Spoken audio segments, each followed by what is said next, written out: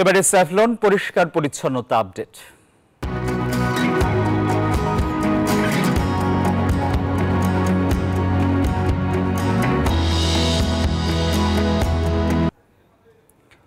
পশু কুরবানির পর এখন সারা দেশে শুরু হয়েছে পরিচ্ছন্নতা অভিযান।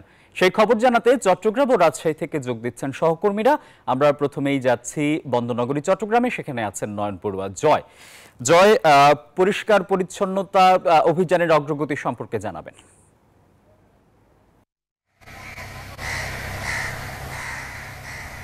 ধন্যবাদ আসিফ টিপু আপনাকে। দেখতে পাচ্ছেন যে ডাস্টবিনগুলো আছে, সেখানে বর্জ্যগুলো তারা নিয়ে আসা হচ্ছে। এখানে পরিচ্ছন্ন কর্মী, চট্টগ্রামের 4000-এর অধিক পরিচ্ছন্ন কর্মী নিয়োগ দিয়েছেন সিটি কর্পোরেশন। তার এই ধারাবাহিকতা তারা কিন্তু প্রতি বছরের মতো এবারও তার কোনো ব্যতিক্রম আমরা দেখছি না। কোরবানি পশু জবাই হওয়ার সাথে সাথে সেখানে পানি দিয়ে কিন্তু ধুয়ে মুছে কাজ শেষ করার পর এই বর্জ্যগুলো আমরা দেখছি তারা বিভিন্ন জায়গা থেকে গাড়ি করে ভ্যান করে তারা নিয়ে আসছে এই জায়গায়, যে বড় বড় বিন যেখানে করা হয়েছে সেখানে কিন্তু রাখা হচ্ছে। আর এখান থেকে নিয়ে যাওয়া হচ্ছে একেবারে ময়লার ভাগাড়ে নিয়ে যাওয়া হচ্ছে ট্রাকে করে। সিটি কর্পোরেশন যে একটা ঘোষণা আছে সিটি মেয়রের, 7 ঘন্টার মধ্যে পশু জবাইয়ের যে বর্জ্য, সেই বর্জ্যগুলো তারা এখান থেকে অপসারণ করবেন। চট্টগ্রাম শহরকে দুর্গন্ধমুক্ত করতে দেখতে পাচ্ছেন একেবারে তারা পরিষ্কার পরিচ্ছন্নতা কাজ শুরু করেছে সকাল থেকে। আশা করা যায় 7 ঘন্টার মধ্যে যে ঘোষণা, সেই ঘোষণা অনুসারে কিন্তু তারা বর্জ্য কিন্তু অপসারণ করা সম্ভব বলে মেয়র যেমনটা জানিয়েছেন।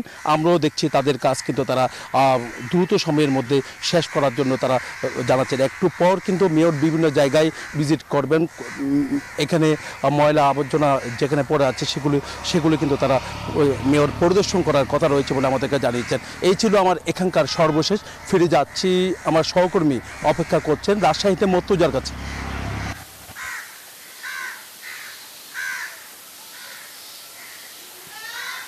জয়, আপনি যেমনটি বলছিলেন, রাজশাহীতেও সকাল থেকেই কুরবানির পশুর যে বর্জ্য, সেই বর্জ্য কিন্তু অপসারণ যে কার্যক্রম সেটি চলছে। এবং রাজশাহী নগরীর যে 30টি ওয়ার্ড রয়েছে, সেই সব ওয়ার্ড থেকে কুরবানির পশুর বর্জ্য সিটি কর্পোরেশনের পরিচ্ছন্নতা যে কর্মীবৃন্দ রয়েছেন তারা ভ্যানে করে সংগ্রহ করে সেকেন্ডারি ট্রান্সফার স্টেশনে এনে জমা করছেন এবং সেখান থেকে সিটি কর্পোরেশনের যে ময়লার ভাগাড় নগরীর সিটি হাট এলাকায় সেখানে পাঠানো হবে।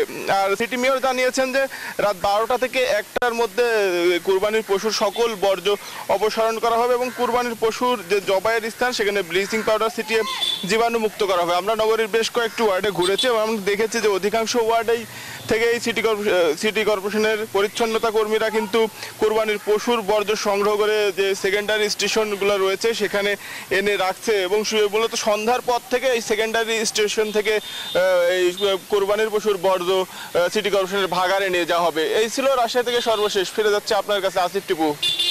মর্তুজা, আপনাকে ধন্যবাদ। জীবাণুমুক্ত থাকার কন্ট্রোল হাতে রাখি বলেই আমরা নিশ্চিন্ত। স্যাভলন, জীবাণুমুক্ত প্রতিদিন। Savlon Shinex floor cleaner, cleaning এ অলরাউন্ডার, ঝকঝকে জীবাণুমুক্ত ফ্লোর।